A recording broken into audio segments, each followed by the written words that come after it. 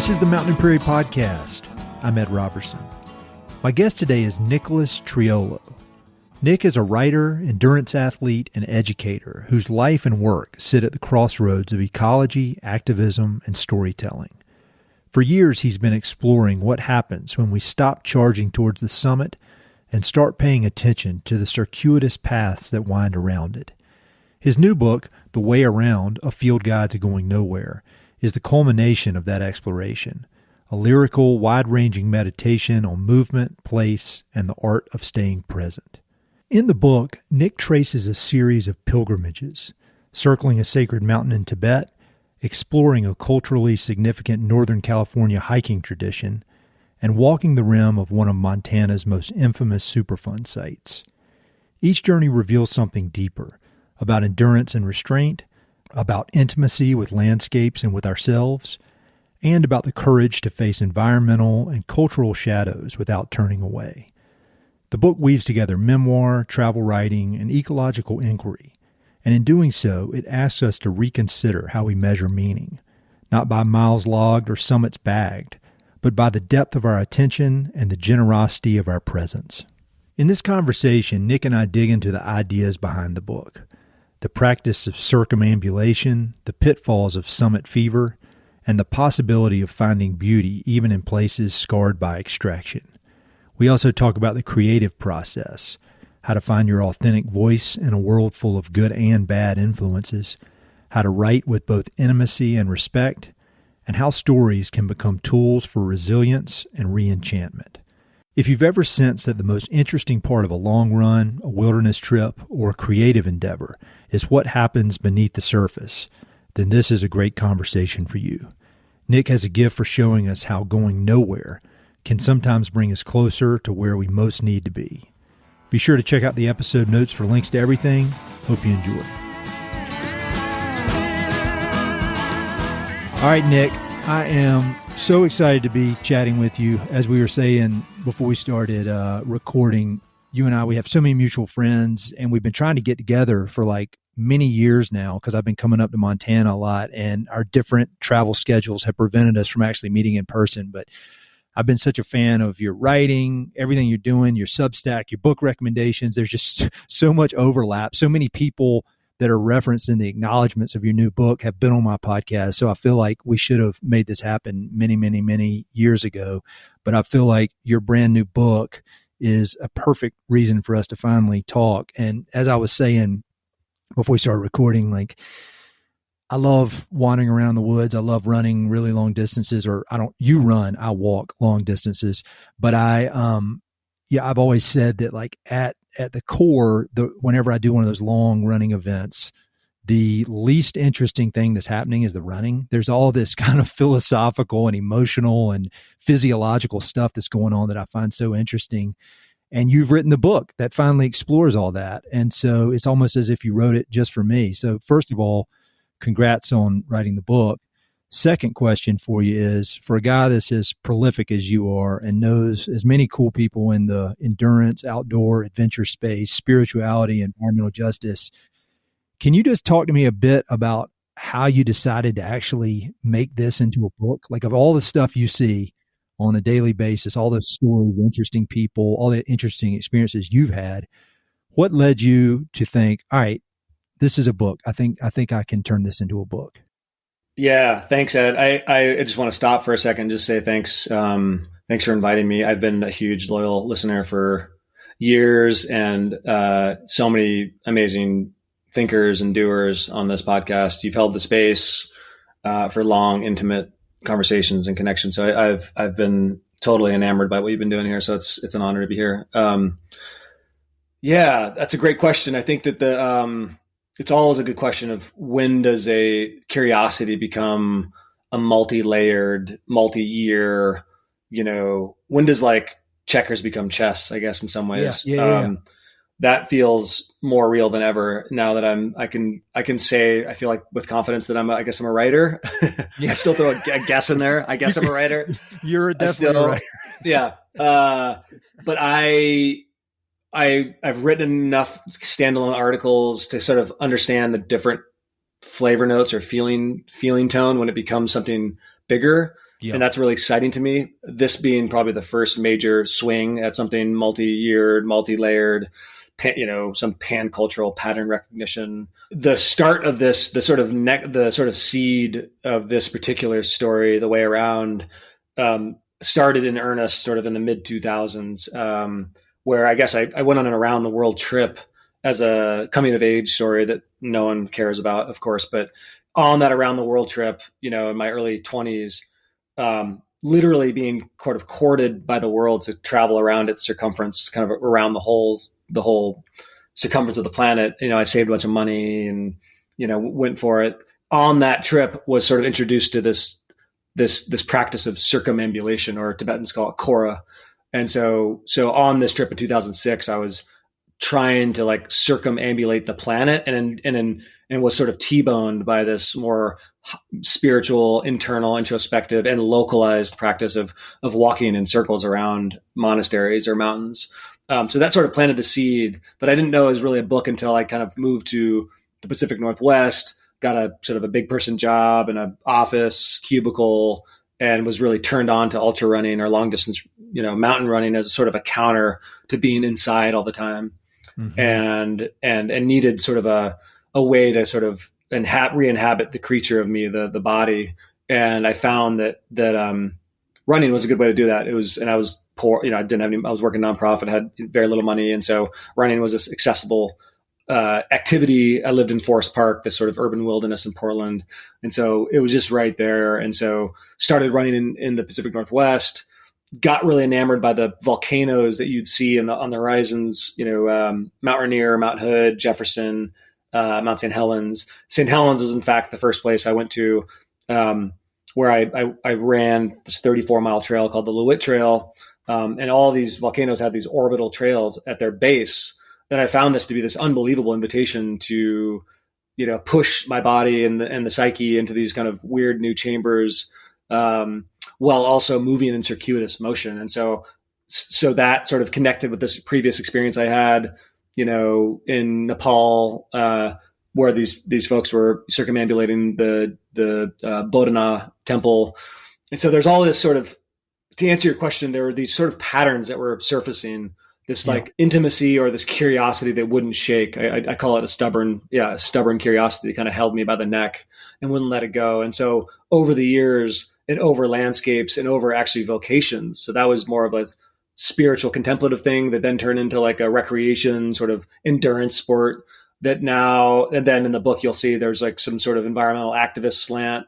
And over the years, it became clear to me that there was something being spoken through this pattern that I needed to sort of tend to and connect the dots. And it turned into this book. Yeah. So that's, I guess the answer is something like patience over years, tracking patterns and noticing when that curiosity sticks and is something that really you can't shake no matter how hard you try. And I think over several years, and this book took, the better half of a decade to put together, it just stuck with me to the point where I couldn't shake it anymore. And it had to become some whole aesthetic whole. That's interesting because when you think about some of the themes in the book, almost this idea of embracing the process over the goal or conquering it.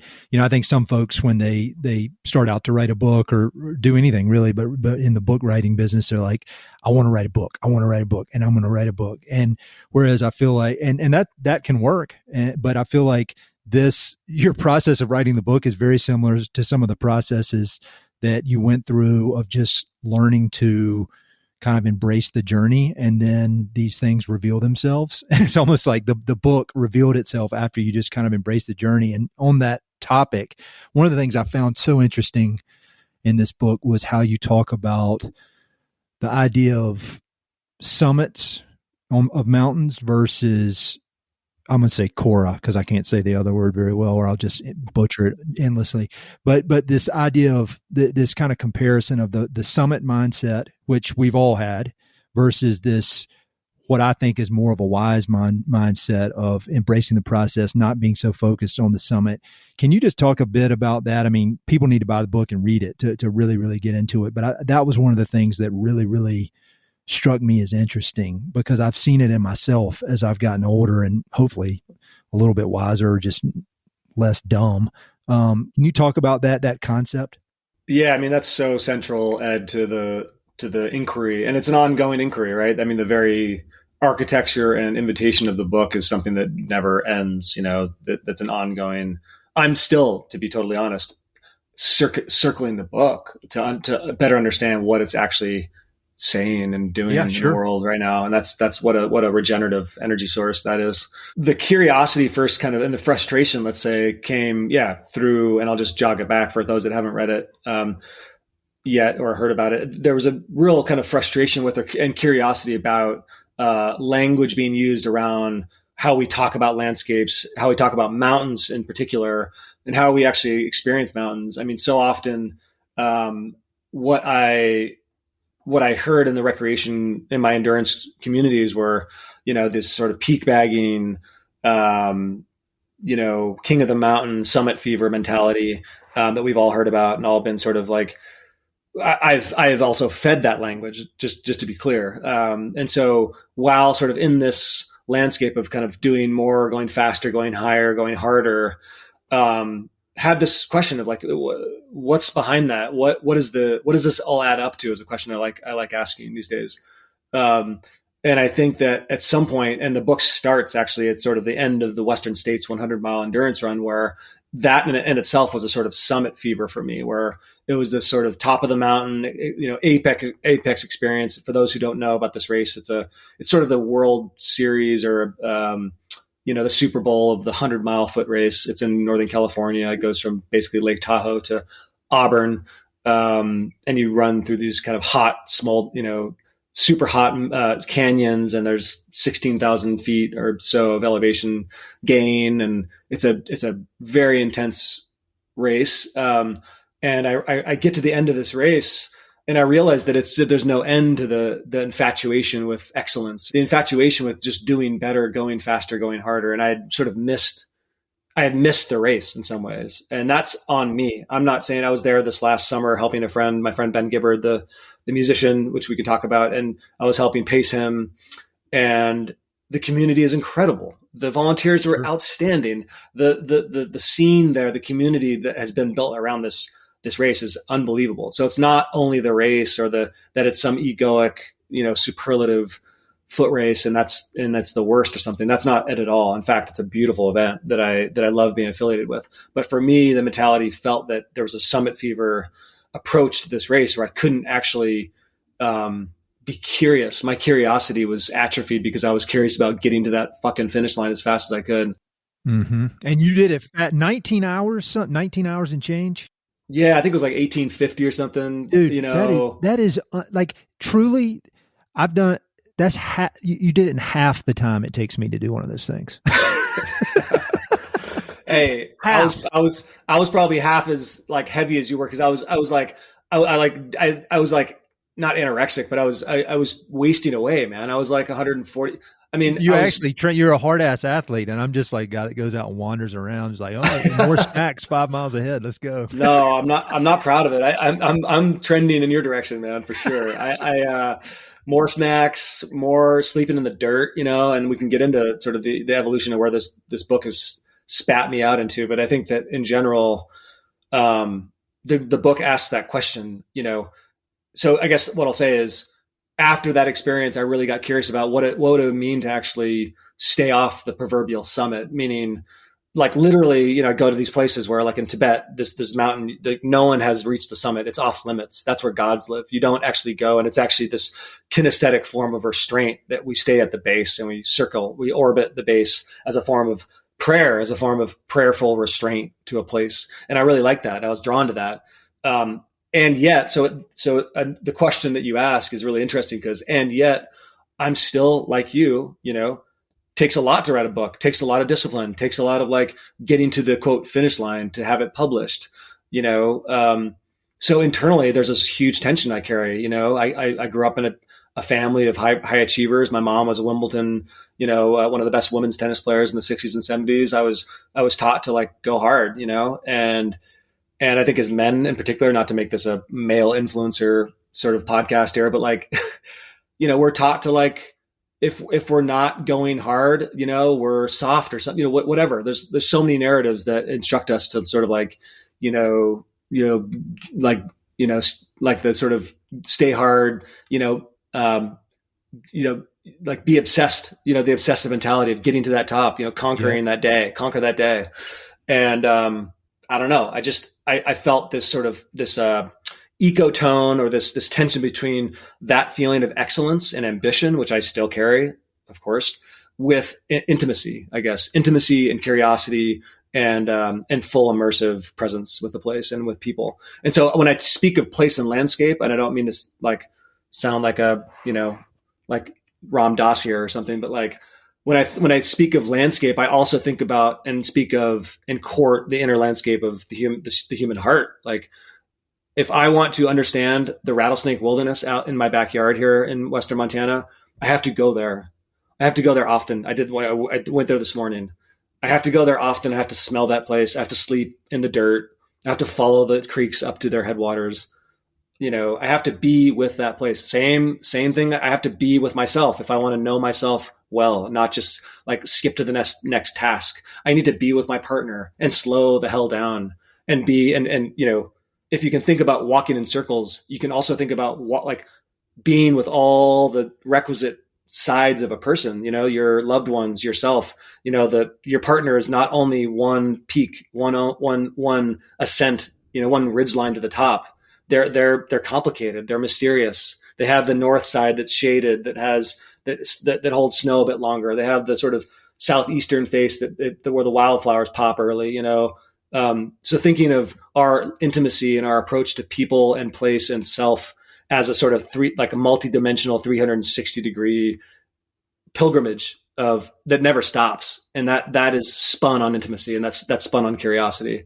Yeah. Well, that was another thing that I found really amazing about it. 'Cause like it's a relatively short book. I mean, I think it's 176 pages of the story, yet you were able to, one of the things I really admired about it was in something that could have easily been, 1,700 pages, you explore the nuance of all these different things. Like when you're when you're in Butte, Montana, you're talking about the environmental destruction of that area through the mining, but then also how the guy that you're doing the circumnavigation with, like how beautiful it is in his eyes. And I just feel like that idea of the circle, and that it never ends. It's always nuanced. You can't ever really figure it out. You're able to communicate that in a very clear way in a relatively short period of time that I found pretty amazing.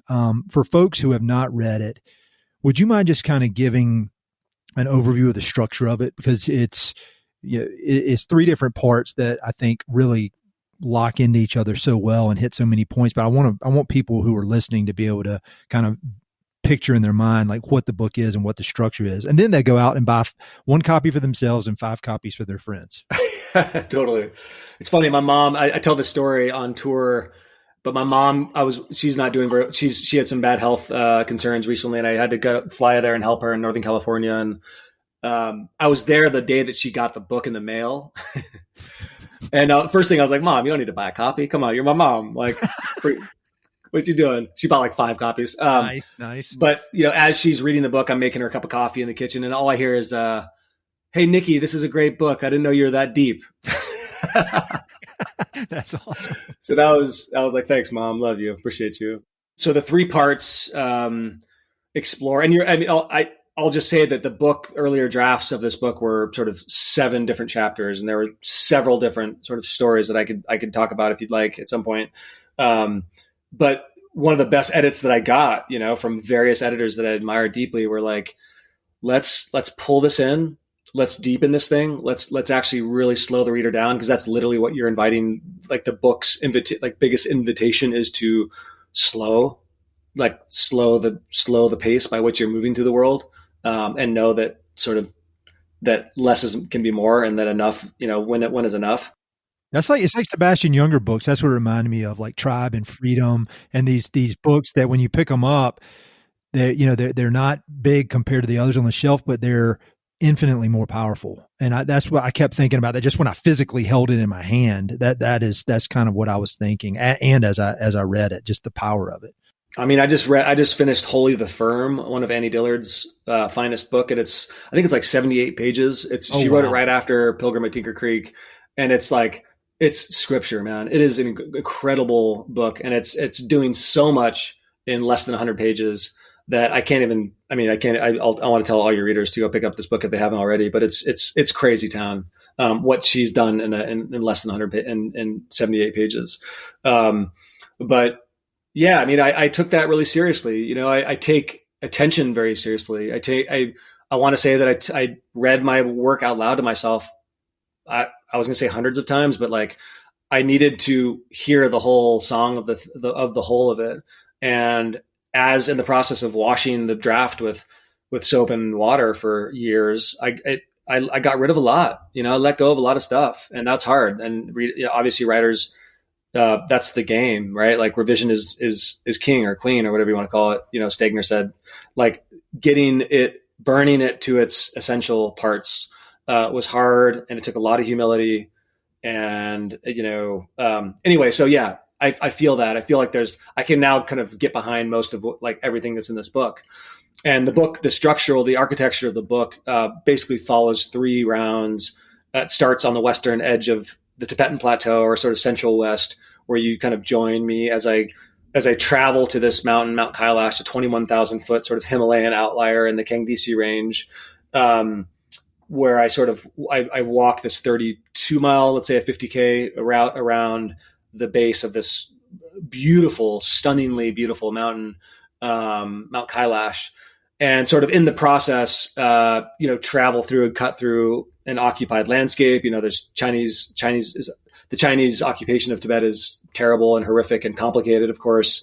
Also coming from an occupied continent here in North America. So grappling with the complexities of colonial settler consciousness as I gain access to a landscape that has been sort of in sort of active genocide, as it were. And so, and from the West going to the site of a spiritual site, having the paperwork, having the resources, joining this sort of spiritual tourism, you know, industrial complex to go to this mountain, and all the complexities and sort of the shadow side of that comes up in the book, and you'll find that. But it really actually tees up the second round, actually, which is actually at the foot of Mount Tamalpais in Northern California, north of San Francisco, where I basically co-organized the 50th anniversary of a 1965 walk by Gary Snyder, Allen Ginsberg, and Philip Whalen, sort of beat poets in the 60s who found sort of like were deeply inspired by the act of circumambulation, that terrible word that you can't say out loud because it's like 16,000 syllables. But they did this walk in the 60s. Gary Snyder, one of my sort of literary heroes, wrote a short poem that he included in one of his best books, Mountains and Rivers Without End. I used the poem as sort of a map to sort of find my way around this mountain and help co-organize the 50th anniversary of this walk. There had been, just to be clear, I was not the one. I did not co-organize it without a ton of help. There was actually a lot of folks that had been holding this ceremony of walking circuitously around Tamalpais since their first walk. So it's been sort of a pilgrimage that's been stewarded for 50 years. And so the story basically chronicles and tracks this strange group of pilgrims as we kind of spiral around and up to the summit of Tamalpais, which is a sort of tweak on the sort of stay off the summit romance of the first round. I love that. I love that part of that, because I said how you explore the nuance of all the different angles. And after the first part, where it's all about circumnavigating, and then I love that you dug into the summit thing. So for whatever's asked for it, well, you don't need my approval, but I do, Ed.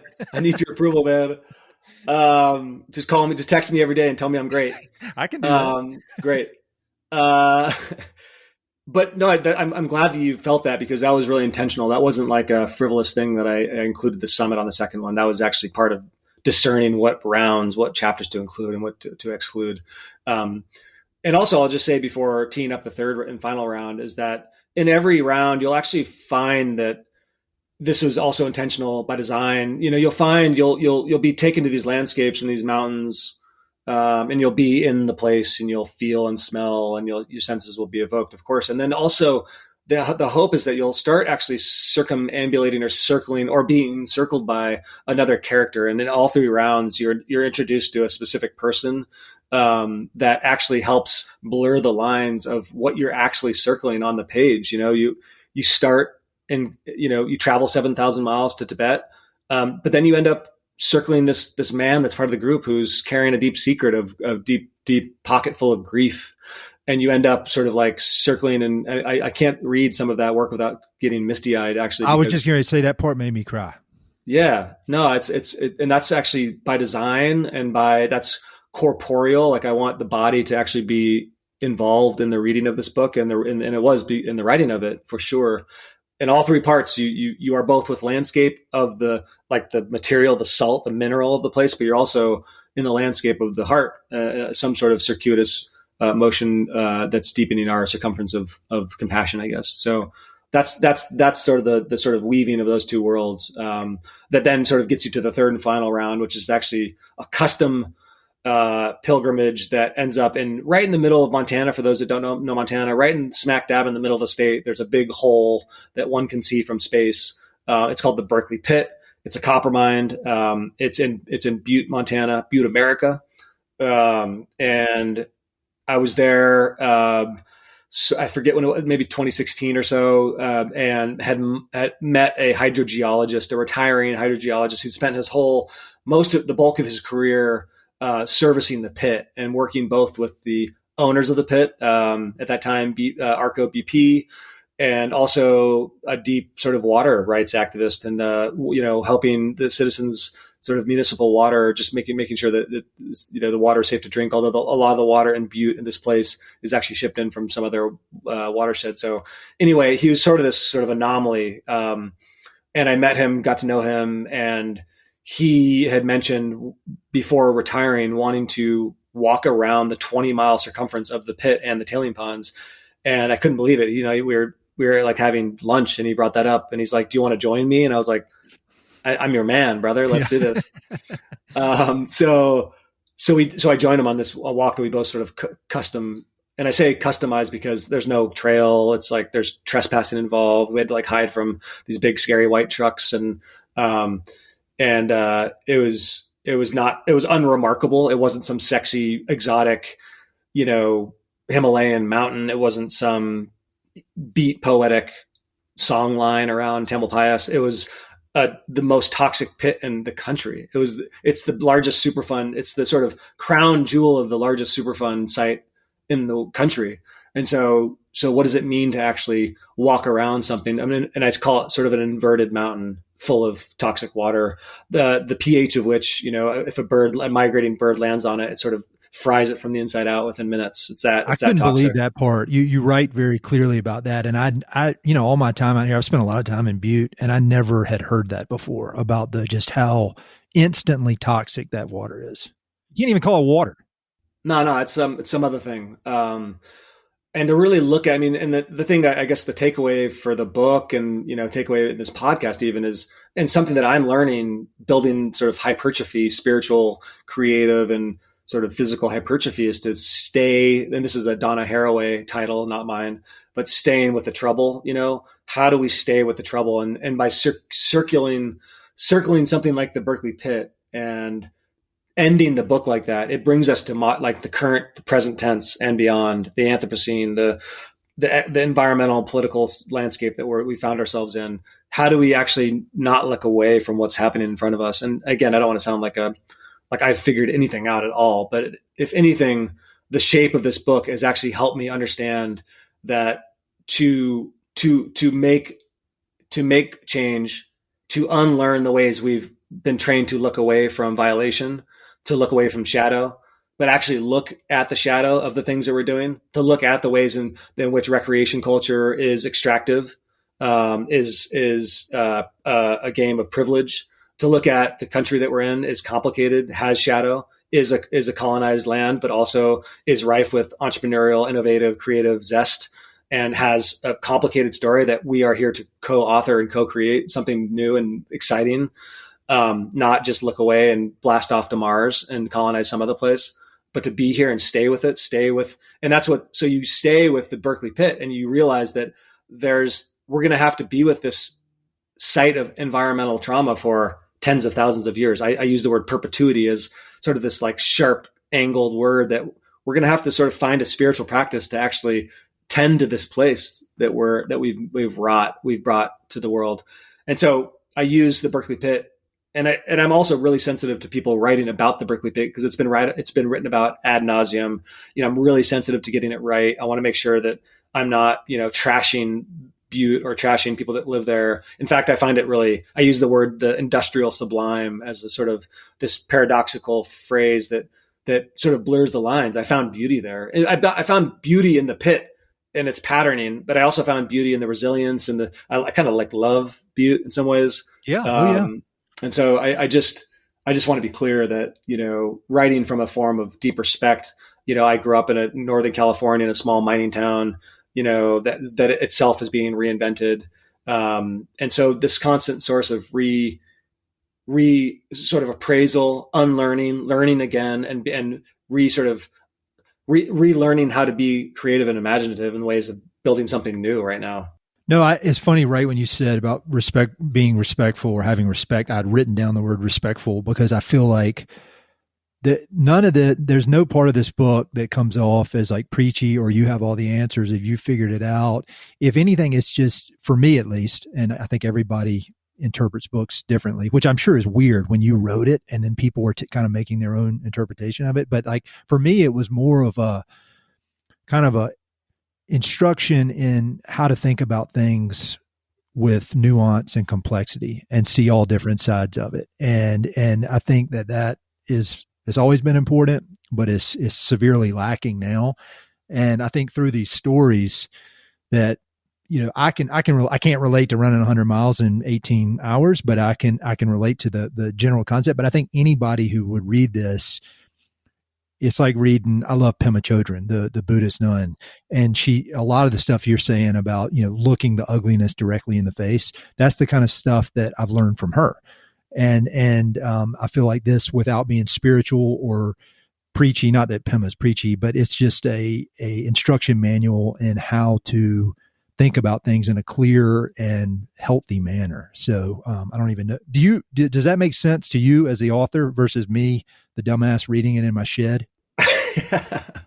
Fully and completely. I mean, I think that we're all, it does entirely. That's like that's the deepest wish of the book, is to actually, and for some reason, as you were talking, I thought about just the term, I mean, you brought in Pema, but like non-judging, like I think that there's actually a simplicity to judgment, there's actually a place where if we're in linearity, the linearity of like summit fever of like, I see the summit is there. When I reach the summit, I win.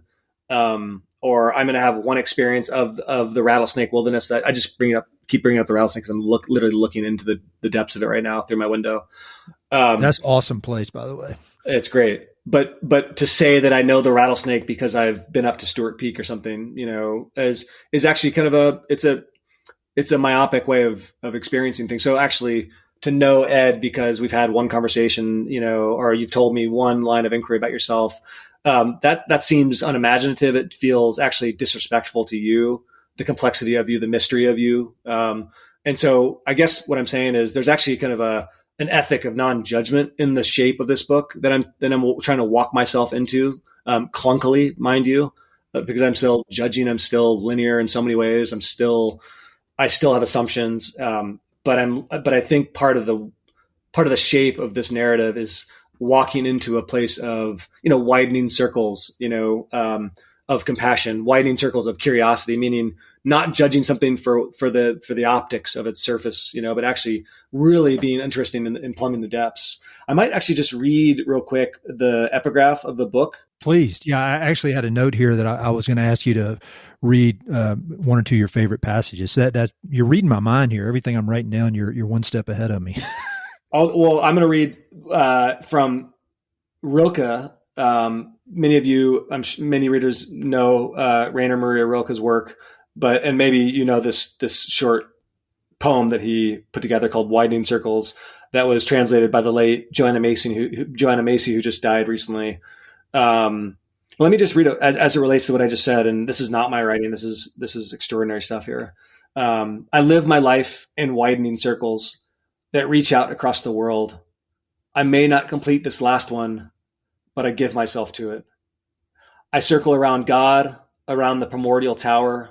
I've been circling for thousands of years, and I still don't know. Am I a falcon, a storm, or a great song? So I guess, yeah, it's a cool, I feel like that's one of those things that's just kind of stuck, that poem stuck with me for years and didn't let me go. And it kind of gets to this conversation about, what the hell am I? What is this? What are we part of? What is the larger, story happening? And how do we actually, metabolize or sort of transmute despair, which is what I feel often, right now, into something that is, generative, that has traction, that gets me up in the morning to actually build and create something beautiful and aesthetic and resonant. We're all looking for that, I guess. I think maybe not all of us. Some of us are looking for ways to engage in ways that feel like we're leaning in to this particular moment, and that's hard to do right now. And so this book has actually really kind of brought to attention this. I feel actually a lot of possibility right now, strangely, in the moment that we're in, which is not. I know that's sort of unusual, but I like it, man. I like it. And a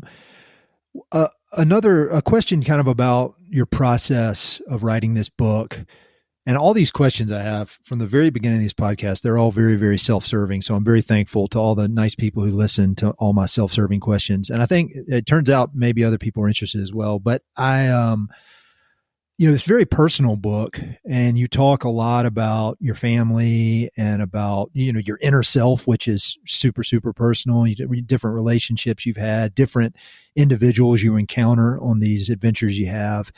And I wonder how do you think about that? Like both in the writing process and then now that it's out in the world? I mean, is it, because me personally, I am in my own writing worried about hurting people's feelings or embarrassing people or making, people that know me, and I release these inner ways that I'm thinking about things. And then they're like, man, that guy's, I always thought he was a weirdo. And yep, I got it in writing right here. He is.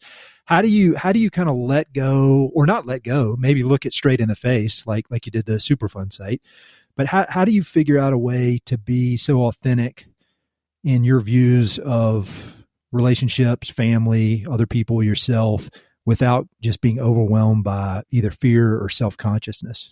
Fantastic question. And it evolved over the years of writing this thing, for sure. In fact, I had a deep aversion, somebody who's been on your podcast before and a dear friend of yours, Chris Dombrowski. Oh, man, he's the best.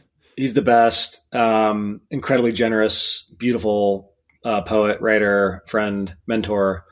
Here in Missoula. He mentioned something in a previous book that he had written where he started feeling, he's like, this is not going to be a personal memoir project. Like this is something bigger than that.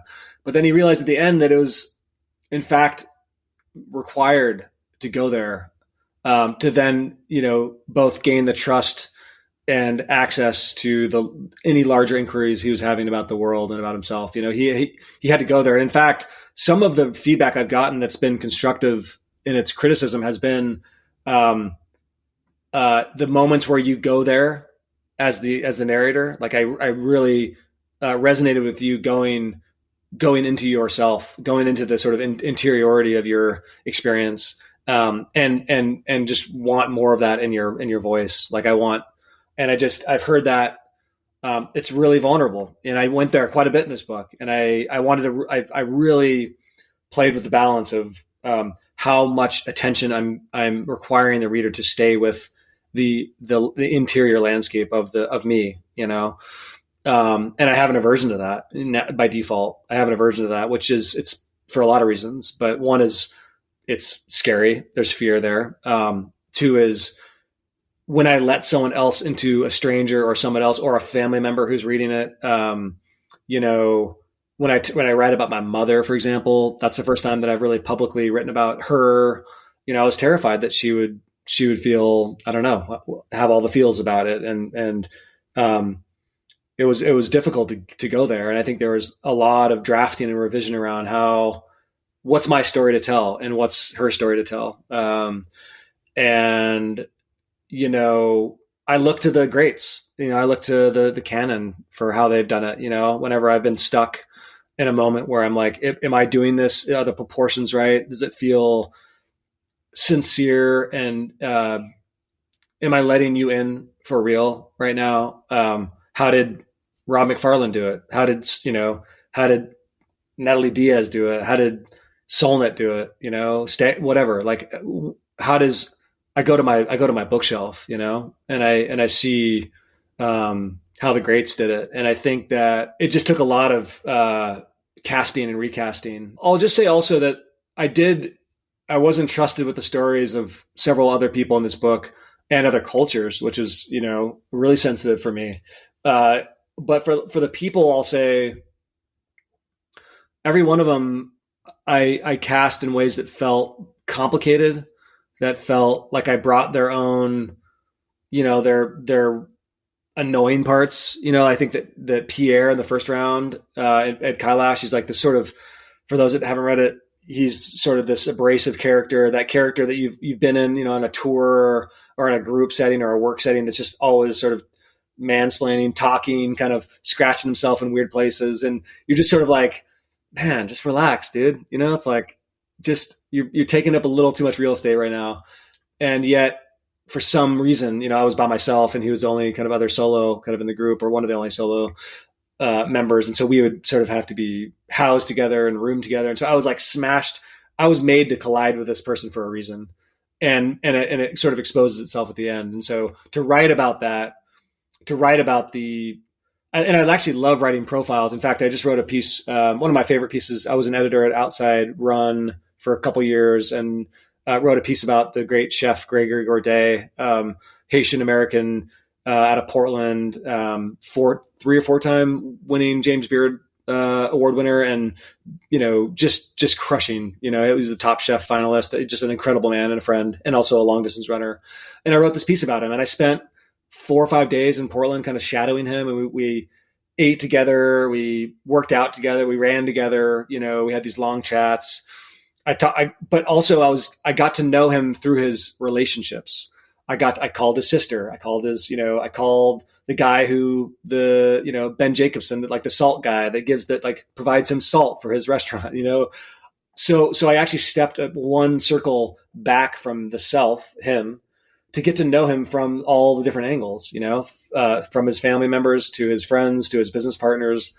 And that's so fun for me, actually, because it actually just replicates what the book's about, which is how do we get to know a person, a self, a landscape through the interconnections, the relationships, the dialogues, the in-between spaces. What McFarlane talks about in his new book is A River Alive, the sort of ecology of selves, this sort of this interstitial, the in-between spaces as itself a thing, and like to get to know you, Ed, through Brendan Leonard, I'm getting all these angles, and I feel closer to you because of the people that you are affiliated with. And I love that.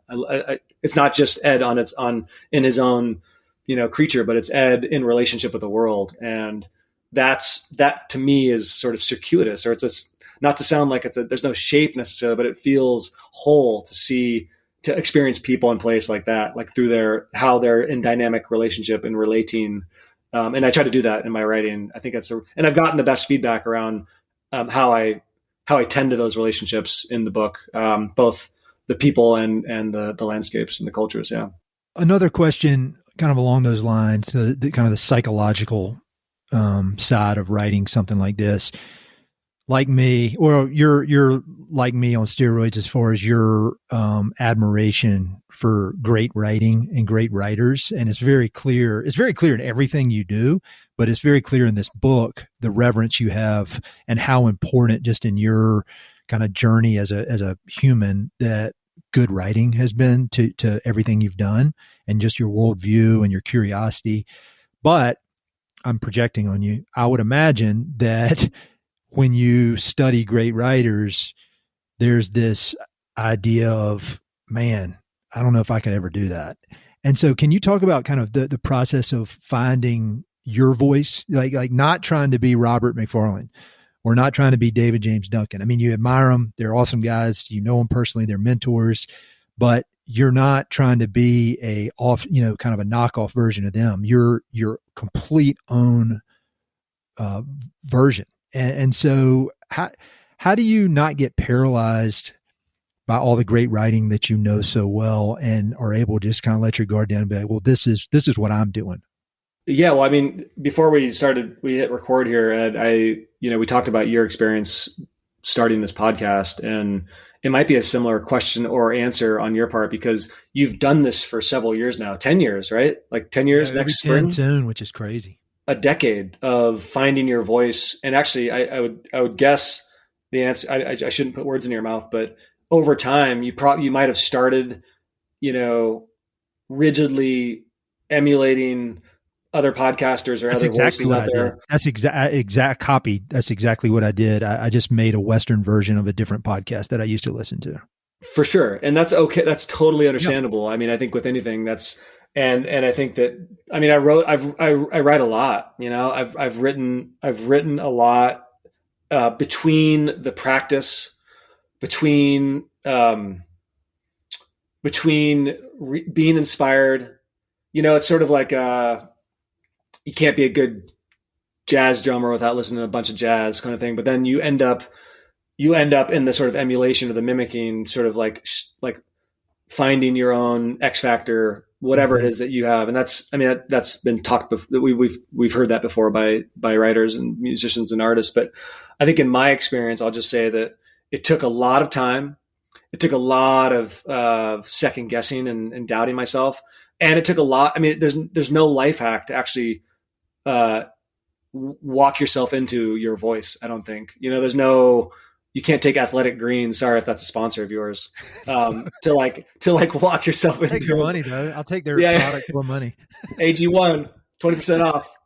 The way around 20. Get my ultra down to 34 hours instead of 35. It took a lot of time, Ed. It took a lot of time. It took actually a lot of public facing work to trust myself, and I think actually before all these stops along this tour in the last month talking about this book, I wrote 4 things down on the top of every little kind of scrap of paper that was stuffed into my book. And it was trust yourself. This is bigger than you. Sincere motivation and just go from the heart. And I know that might sound a little trite or cliche, but I had that at the top of my talk or my reading every single time. And it really helped me. It helped me actually walk in a short amount of time to actually not only trusting the voice that's in this book, but also trusting the voice that's been cultivated over 20 years of writing in earnest. I think I'd say probably the last 20 years, I've really tried to write publicly, starting with, a shitty blog, travel blog back in 2005, to getting to like published work and feeling like I have an idea. I'll just use an example aside from this book. Last spring, actually several years ago, I was really drawn by what's considered the most ambitious rewilding project in Europe. It's actually located right in Portugal on this the river they call the Coa, and they're trying to coax the Iberian lynx, which is considered like one of the most endangered wildcats on Earth, back up this river. It's this unbelievable project I've been tracking for years. All of a sudden, I got a chance to go there and walk the length of this river. And immerse myself in this rewilding project, which is wonderful. And I had been I've been obsessed with this for a long time. But then also an aside that was sort of what seemed to be a tenuous connection. I had in my backpack a book by Thomas Merton, the sort of Catholic mystic, activist, contemplative. And I was reading Merton's work, and it's this book called the Asia Journals, where he actually writes these journal entries up until his death, where he actually gets electrocuted in Bangkok. It's a whole story. So as I'm walking to the sort of what you might call the end of this river, the beginning to the end, I'm also walking to the end of this mystic's life through his writing. And so it's kind of a weird connection. He was in Asia giving these sermons, and you're watching him sort of individuate with Eastern and Western religious traditions in his writings. But then I'm immersing the reader in this deep rewilding project in Portugal. And it seems sort of tenuous in connection, but I just felt something really resonant with those two things. And I'm answering your question by saying, I trusted myself. I trusted my curiosity. I knew there was something there. And what came of it was this published piece in Emergence magazine, who everyone should read. It's a beautiful online magazine. They do an annual print. It was one of my favorite pieces I ever wrote. It felt really deep and connected to this inquiry between inner and outer landscapes, the animacy in landscape, et cetera. So I won't get into it too much, but I'm answering your question with with an anecdote, which says, I've learned to like deeply trust my curiosity. And that comes out also in trusting my voice that's been, just painstakingly put out there in the world, and feeling what resonates, what doesn't. Is it prose poetry that really feels good for me and resonate with me, and also is received favorably by my audience? Is it hard journalism? I've done both of them. What feels best for me? Like when I sit down to write my 500 to 1,000 words every morning, what's actually just feels good for me to do, what I'm excited about. And also how do people that receive it on the other side, how are they responding? Are they feeling like, oh yeah, go that direction? Or is it just crickets? Is it like, oh yeah, cool, that was fine. I feel like, I'm hearing, I have Annie Dillard's book right next to me right now, and I hear her as she says in her writing, like, would you read this piece that you wrote to someone on their deathbed? Would you read it to them? Because if you won't, if it's not that urgent and heartfelt, and it to summon Dave Duncan, like, if it doesn't make you cry and laugh in the same sentence, like, get the fuck out of here. Like, go back and like wash it with soap and water, and really get it to a place that feels as evocative as you can. That's not to say it needs to be perfect, but do you feel it? Do you feel that deeply? And I think that I'm increasingly just of that camp of it. I want to be really cautious and respectful of your time as a reader, as a listener. Yeah. I think having that respect for whoever is on the receiving end, I think about that with my stuff all the time. Is this, mine is directed. If I had to say who the audience is, it's the 23-year-old version of me who was sitting in Merrill Lynch wearing a suit, being a grown up. And it's like, this thing, it needs to add value. It can't, there can be personal anecdotes, and there can be, but it all needs to be in the service of helping somebody ultimately, is what I think. And that's what I really think that your book has done that, because it's, like I said, it's through your personal experiences, and very personal experiences in some ways. It's giving somebody like me a framework for how to think about everything. And I don't know. It's just I have a real nose for people that are just straight up self-promoters. It's one of my least favorite characteristics of any of it that a human can have. And I get hit up by so many of them that want to come on this podcast, and I shut it down because I can't stand people that are in it for themselves. And I feel like your book, obviously, but then all the work that I've seen of you, it's like, it's offering something to whoever's reading. And I think that is, you can't go wrong with that. It's not for everybody. Nothing's going to be for everybody. McDonald's is for everybody. But I think you've been able, through 20 years, you've found your group of people that, gain a lot from what you're putting in the world. I think everybody can do that if they, you just got to do it for decades. Totally. And that's a beautiful tension that you just brought up, because I think this particular book, I've been told like it would resonate with, the contemplative community. Yeah. Oh yeah. It's great for, I was just chosen as sort of like the local running community here in Missoula chose it for their book club this fall, which is cool, so we can talk about recreation culture, what is interested in engaging with this book. I'm getting a lot of messages from activists who find a lot of resonance, I get a lot of people. So like talk about it as like this is a good book when we're talking, like I get a lot of like mothers coming up to me when I'm signing books, and they're like, I bought 3 copies for my sons, nice. my young 20-year-old kid. What a compliment. That is literally the best compliment I've ever gotten, of like, I bought this for my son. I love it. It brings me to tears. It's that sort of one-off adage of like, you wrote the book you wish you would have read. And I think I can say it for me. And again, it's not for everybody. For me, it's the book. It's a sort of book that I wanted to read. And when I was that young, and I didn't quite find it. And this is the book.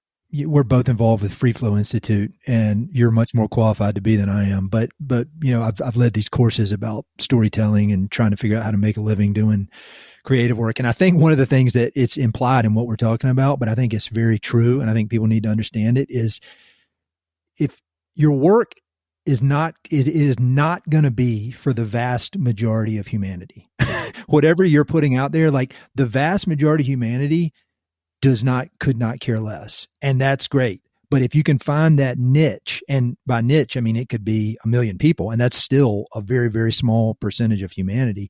But that very, very tiny niche compared to everybody in the world, it needs what you have. And so it's just a matter of how do you find those people? And the only way I've found to do it in my weird experiences is through endurance and not quitting.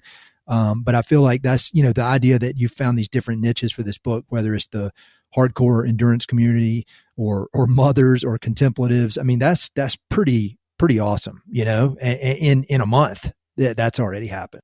And I'll just say that, thank you. I think that that's the dialectic we're talking about between, we can't do it all. We can't stuff every, someone who's like ecological in mind and in strategy, like you can't write about you can't include every single bit of, information, research, and, inspiration that you can into your book. Right. So you have to be discerning. And so that gets into like, how do you find some grace in the various component parts of your book or your essay or whatever it is, while also maintaining a level of specificity and your own, to touch it back to your question about voice. Like you also you have a particular lens by which you are experiencing the world, Ed. So do I. And it's different than yours, and it'll be different than the reader of your book. And so that's the dialectic, or the dance between that.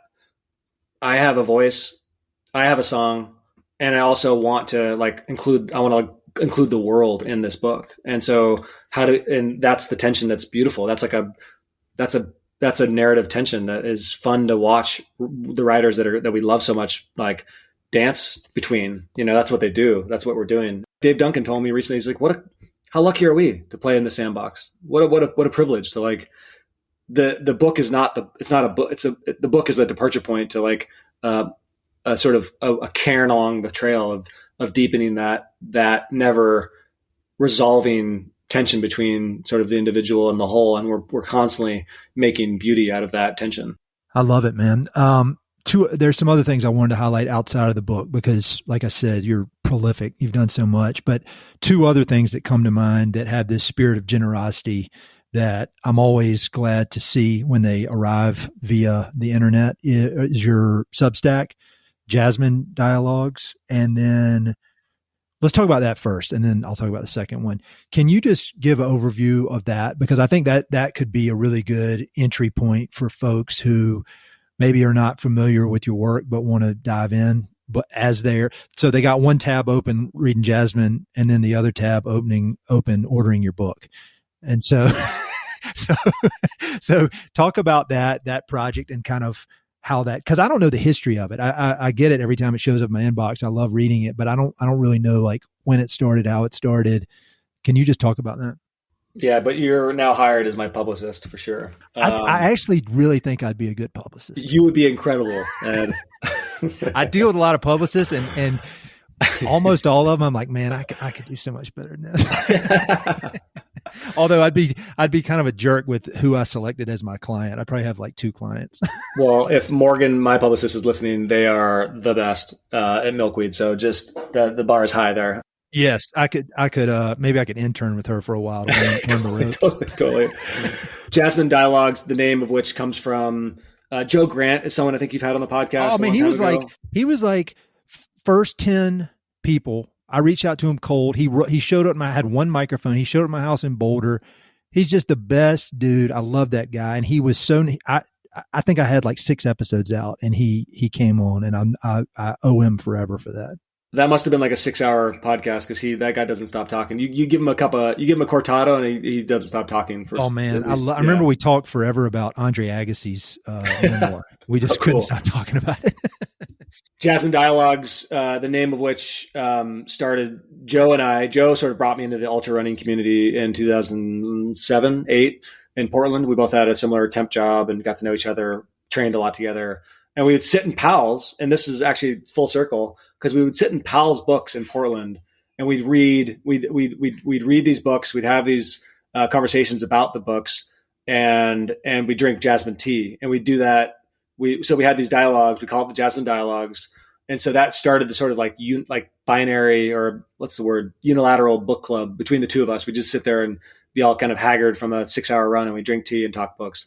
That basically prompted this sort of blog or website that I created before Substack was a thing, that then evolved into Substack, being named the Jasmine Dialogues as an extension of that spirit, I guess. But then I'll just say that full circle, like a couple weeks ago, I read in Powell's, like it was the craziest thing. Like my name was on the marquee, and it was crazy. I was like, I couldn't believe it. And I was in conversation with Gregory Gourdet, the chef I had mentioned earlier, which is also unbelievable. I was looking out in the crowd. My dad was there. My partner was there. All my friends from various chapters of my life were there. That sort of gives you context. It's a Substack newsletter 2 to 3 times a week. You'll get little micro doses of books. I write these, maybe I'll connect it to something else I love doing right now, which is called the Mandorla 200. That was my second question, and that I held off on asking again. Oh, there we go. Yeah. We'll braid them together just for concision, but it's a really sort of book nerdy project where I'm actually reading 200 books based on ecology, justice, and place belonging for our times. And then I'm writing like a 200 word sort of like micro distillation, a sort of synthesis. It's not a book review, but it's like a lyrical seed. It's almost like poetry. Yeah. And they're so fun, Ed. And here's the thing. This is an example of building that muscle of voice where because I don't actually care too much about how it's received. I do. I mean, of course there's ego involved, but it's actually a really good regular practice of building my voice and being okay if it's a little strange, if it doesn't make sense. There's no stakes. No one cares. No one cares. Literally no one cares. Most people just see the book and they trust my curatorial, like your beautiful book lists. I trust when I read those, I trust you. I trust Ed's book recommendations. And I think people are beginning to trust my book recommendations, and they may or may not read the 200 words, but they see the book, right? So it's one of the best things I've ever done for my own voice development as a writer is to have a place, like a sandbox of play, of wordplay, and it's public. Again, stakes are low. There's no sponsors. I'm not getting free books for it. It's just literally an art project essentially, and so that's also highlighted and featured in the Substack newsletter. Doing these sort of probably 2 to 3 posts a month. In fact, and the last thing I'll say, and then I'll stop talking, is that the posts I've found that have been the most engaging with my audience have been the ones where I've leaned into my voice, the ones that have been voice forward and experimental and a little bit of a swing. And I think I'm not saying that to pat myself on the back, but to say, when you're cultivating a voice of your own, the only way that it's going to get more confident and more real and more maybe resonant with the person on the other side of the screen or the book is to just say yes to that voice and see what happens. I don't know, get weird. Weird. And Substack is a place where you can get weird, unless and I haven't commodified it. It's all free. I do have paid subscribers. I don't have a tiered system, and I don't judge anyone who has that. But for me right now, I can't commit to a certain cadence right now. And so of publishing, and I feel like I would have that responsibility if I really asked people to support me financially. I may change that in the future, but it's open. One of the pieces on there that I really resonated with was the one about meet your heroes, and because they've got that phrase people says, don't meet your heroes, and if anything that my life has turned into, it is a case study in the exact opposite, because my heroes are writers and interesting people and athletes out here in the West, and even some that I never even dreamed of meeting. I had no idea, and we ended up connecting, like Nick Offerman. I remember years and years, 15 years ago or whatever, when I used to actually sit around and watch TV, I'd watch Parks and Recreation, and who would have ever, and it turns out that guy's the coolest, nicest guy in the entire, the most generous, normal, nice, kind guy ever. But that's how it's been with literally, maybe I've done 300 interviews, maybe one I didn't like the person. I won't say their name, but otherwise, like, they're like the coolest people in the world. And my life has been nothing but enriched and made infinitely better because of them being in my life, whether it's just one conversation or a friendship. And so can you talk about your experience meeting your hero? I just like amen to everything you said. And I think that, that sort of TED Talk adage of like, you are the aggregate of your 5 closest friends. I know that's a little bit of a one-off trait, but it's actually quite true. I agree. You start being carved, and I appreciate that about being a social creature, is that we're constantly being influenced by, we're porous to the social ecologies of what we said yes to. So I think that's been also, to speak of Chris Dombrowski, to speak of Amy Irvine, William Du Bois, all the people, and then that have helped me craft my voice and have helped craft this book over the years.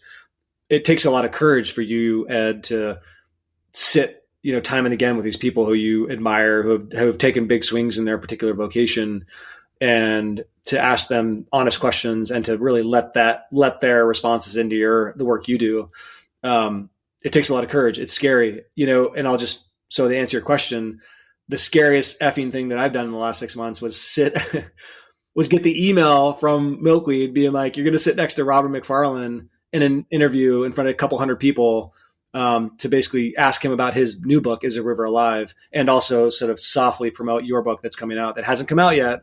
Will you do that? And I, of course, be like, yes. And I'm terrified. So I spent like an unreasonable amount of time at, researching, rereading his whole corpus. I love his work, of course, very much working in the tradition that he's working in.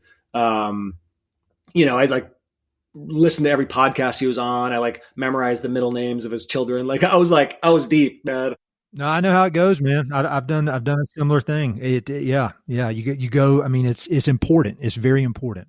It is, and it felt really respectful. And when I got to the moment where I sat down and the chair squeaked and the mic, had some feedback, it was on. And what happened, Ed, was actually it was one of the most beautiful nights of my life. And it actually, of course, the nerves were there. And my mother, who's, like I said, professional tennis player, she would always tell me, like, you having nerves is a really good sign. Like, it means you care. And it means, and I did the work. And what unfolded was a beautiful hour conversation with one of the most brilliant minds that I know who's living, to celebrate his work. And for him to say some really kind things about my work.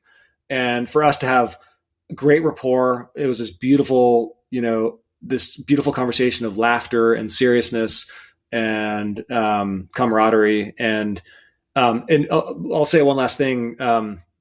One thing that actually really calibrated the night was that in a previous conversation, Rob McFarlane was at Powell's years ago promoting his previous book, Underland, and he was in conversation with the late Barry Lopez. And I was watching in my research, I was rewatching this conversation with Barry, and they sit down and Robert McFarlane kind of pulls out something from his pocket and places it in the middle of the two of them before they even start. And it was this fossilized ear bone of a whale that was from like the Miocene, like, tens of millions of years ago. It was like this fossilized ear bone. And he starts by saying, Barry, you're one of my deepest mentors. We're only meeting right now in person, but I've been taught by you through your work, through your commitment and your voice, to go back to voice.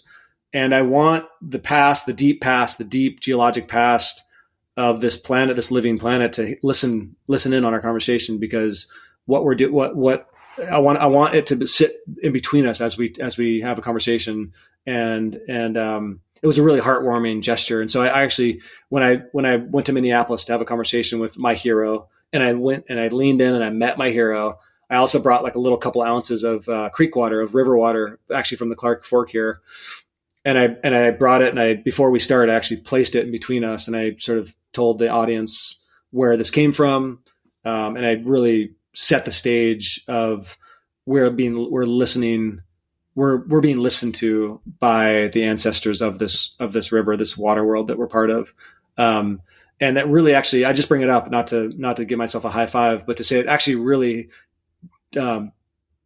disarmed, or it really, the whole room felt like it would like lowered to the ground level in a way that felt really inviting and less prickly, or like, we're here to promote books, man. It was like, it's bigger than that. It's bigger than books. We all know this. And it felt really helpful for me to actually sort of calibrate the moment in that way. And actually it just helped me lean into this person who I was terrified to talk to, totally terrified.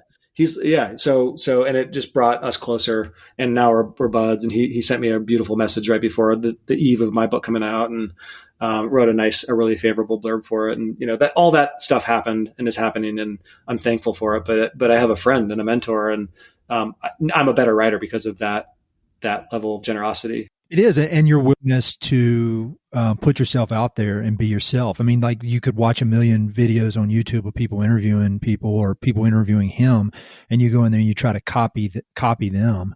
But instead you decided, like, all right, it might be a little uncomfortable, but I'm just going to be me, and I'm just going to, and yes. I think the one thing I've found from this podcast is that true enthusiasm and authenticity, you can tell. Like, you can tell if somebody's putting on a show. That's why I generally I refuse anymore to ever talk to politicians, because they're not being authentic, and that's not their job. I'm not, I can talk shit about some of them, but in general, they're working all the time. And so, but I think that's one of the magic things about conversation is the people who are listening can tell very quickly with both the question asker and the question answerer, is this authentic? Do they care? And I think by having the guts to, it's similar to finding your voice writing and finding your voice as an interviewer and sitting up there and just be like, I'm just going to be me. And I love this guy. And I have so much respect for everything he's done. And then the audience can feel that, I think. Totally. Yes, absolutely. And I'll say that, like, in this tour that just wrapped up, or this leg of the tour anyway, the more I said yes to that, and again, I do not want to sound like I'm some like life coach here, but the more I actually just said, like, dude, it's a weird book. It's got a lot of beautiful layers. You fully sent it with your own voice to your own architectural liking. It is really a good representation of you, Nick, and just speak from that place and see what happens. Don't try to like fit into someone else's box of what they think it is. Just do you. And every single time I actually took that seriously, it like ground me deeper into the events. Just got better and better. Not necessarily better like more people or something, but I walked out of there energized. Not like I was a fake or that I was trying to grift something. I'm not trying to sell you something. I'm actually just in right relationship with the book, and the book is in right relationship with me and my curiosity. Thinking about the circle idea, it's this, when I think about it, it's this balance of caring so much and taking it so seriously, but then not caring at all. like I care about what I'm doing. This is very important to me, but at the same time, I don't give a shit what anybody thinks. Because I'm just going to do what I do. And that's I don't say that with any sort of arrogance, because if anything, that makes it, it's hard to do that. But, just being like, I'm going to be myself. And some people, it's for some people, it's not for other people. And, especially when you're writing a book like this, like that you wrote. I mean, I think that is just it comes through, man, the authenticity. So again, I just really appreciate you putting in the long effort. I can't even imagine how hard it was to get it into the world. But from this single person sitting in his basement in Colorado Springs, staring at a computer screen, it meant a lot. So I appreciate it, man. We could do a whole separate 2-hour podcast about this, but I need book recommendations from you. Any good ones? I mean, if people pick up your book, they're going to leave. I mean, there's a whole section in the back, if I remember correctly, of like further reading and all these resources, which I always love. And I love reading acknowledgments. But any books that pop in your head that may be of interest to folks that listen to this podcast, or just like the weirdest book you've ever read? One that I actually just got an advanced copy of, I'll just say, is Paul Kingsnorth's new book coming out next month in September, called Against the Machine: On the Unmaking of Humanity. Paul Kingsnorth, I worked at Orion magazine for years. Paul Kingsnorth had a pretty provocative column. He's considered sort of a dark a dark ecologist or a dark green ecologist, activist, philosopher. Has recently like turned to Orthodox Christianity, which is a strange set of plot twist. I've heard of him. I didn't know the name, but I definitely know who you're talking about. He has a really lovely Substack as well. I think it's called The Abbey of Misrule. Anyway, his book's coming out next month. I'm deep in that and sort of really thinking about what it means to unlearn sort of a machine consciousness. And maybe I've used that terminology a few times in this conversation. That's just because this book is really getting into my DNA right now, on my skin. But I'll also say that a couple of other books that are just sitting on my desk right now. I have Natalie Diaz's post-colonial love poem, which won the Pulitzer Prize. I have Annie Dillard's book, Wholly the Firm. Dillard's just I'm a huge Dillard fan.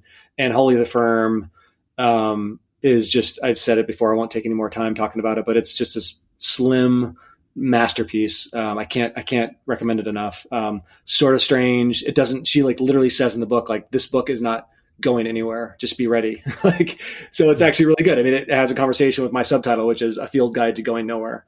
I got Layli Long Soldier on my desk. I have Marilyn Robinson's Gilead. I call these books that my favorite books, the burning house books, where if my house is on fire and I can only grab a handful of books, which books do I grab?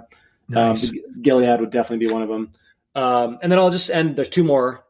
Or Is a River Alive, McFarlane. I think it's tied for first with his best work. I think Underland. And I'd say The Old Ways for McFarlane is probably my favorite of all time.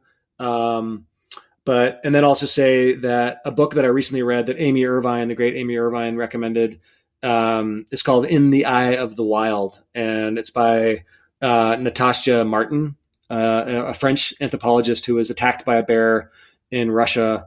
And it's this like weird, sort of almost surreal book about being attacked by a bear, having her jaw ripped off, like for sure was going to die, but then like stabbed the bear with an ice axe, somehow lived, was taken to sort of a Russian military base, had her sort of jaw reconstructed, got infected, was taken to France. Anyway, it's her whole story of actually, it's not a survival book about being struck by a bear, but it's actually her, this deeply animate book about her sort of becoming bear, this sort of, this feeling of this Russian, sort of Siberian sentiment of like, if you survive a predator attack from a predator, you start like taking on, it was an encounter, a sacred encounter.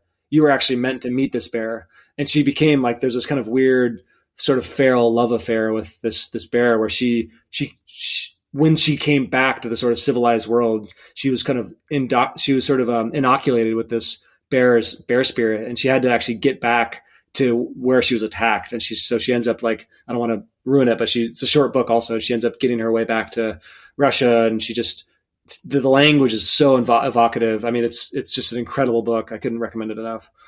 So maybe I'll stop there. One last one that I wrote down, because you had asked me about this question before we started, and is a book that probably stuck with me more than any other book this year, which is Linda Hogan's book, Power. And she's a native writer, and the book's about the killing of this panther and all the sort of the legal colonial, like the sort of colonizer legal framework that sort of demonized this indigenous person for killing this panther. But the panther, it's a whole story about sort of how the animacy of being in right relationship with a big creature like a panther, and how her killing this big creature, this big cat, was in fact her just deeply wanting to be sort of individuated in an intimate relationship with the sort of endangering of her own native culture. And so it was just this beautiful book that I can't recommend enough, that I recommend to everyone. And I taught it to a student that I was teaching homeschooling recently, and it was a beautiful experience teaching the book. So Power by Linda Hogan. Those are all awesome. I'll have links in the notes so people don't be writing stuff down while you're driving, people. You can just click through.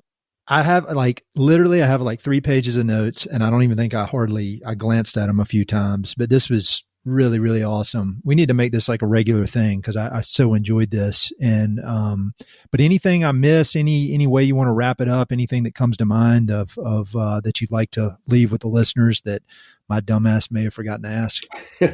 Self-deprecating, Ed. I got scolded for that the other day on the most recent episode I put out. Cole Mannix at Old Salt, he just rips into me at the end. He's like, "Quit with the self-deprecation."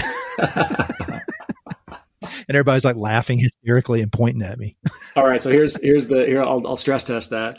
The only thing that I want to say is that these days, providing space, whether it's digital or in person, that slows time down, that prioritizes intimacy of conversation, that is balanced, reciprocal.